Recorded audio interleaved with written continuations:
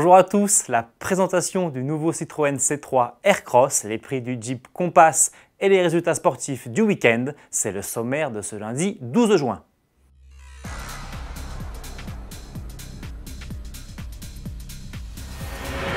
Deux mois après la présentation du C5 Aircross à Shanghai, Citroën dévoile aujourd'hui son petit frère, le C3 Aircross. Fortement inspiré par le concept C-Aircross du dernier salon de Genève, ce nouveau venu est une C3 haute sur pattes à laquelle on a greffé des sabots avant et arrière, des grandes roues et des élargisseurs d'ailes.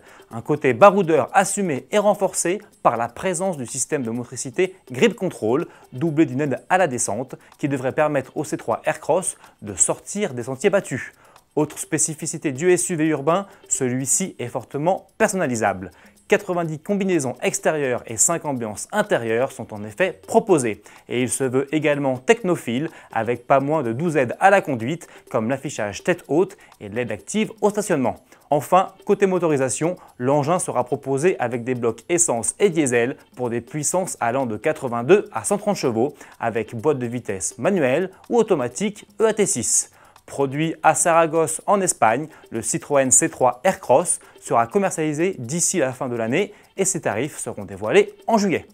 Le nouveau Jeep Compass arrive sur le marché français et après la série spéciale de lancement suréquipée, baptisée Opening Edition et proposée à partir de 37 500 €, le SUV américain se présente aujourd'hui dans sa version plus classique. Mise à prix de l'engin, 24 950 € avec un moteur 1,4 litre essence de 140 chevaux ou 27 250 € avec le 1,6 litre diesel de 120 équidés. À ce tarif, le modèle se propose en finition sport avec deux séries, la climatisation manuelle, le régulateur limiteur de vitesse, un système multimédia avec écran tactile 5 pouces et l'alerte de franchissement involontaire de ligne. Sport pour finir avec les résultats du week-end. En F1, Lewis Hamilton a survolé le Grand Prix du Canada. Parti en pôle, le pilote Mercedes a mené la course de bout en bout et s'impose devant son équipier Valtteri Bottas et Daniel Ricciardo. Deuxième sur la grille, Sebastian Vettel a lui manqué son départ avant de devoir s'arrêter au stand pour changer d'aileron avant. Reparti 18e et dernier, l'Allemand a remonté 1 à 1 ses adversaires mais échoue finalement au pied du podium. Notons également la jolie 6e place du Français Esteban Ocon sur sa Force India.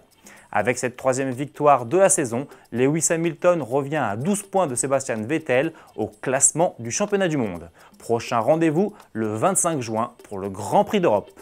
Et en WRC, Ott Tanak a signé le premier succès de sa carrière à l'issue d'un rallye d'Italie à rebondissement.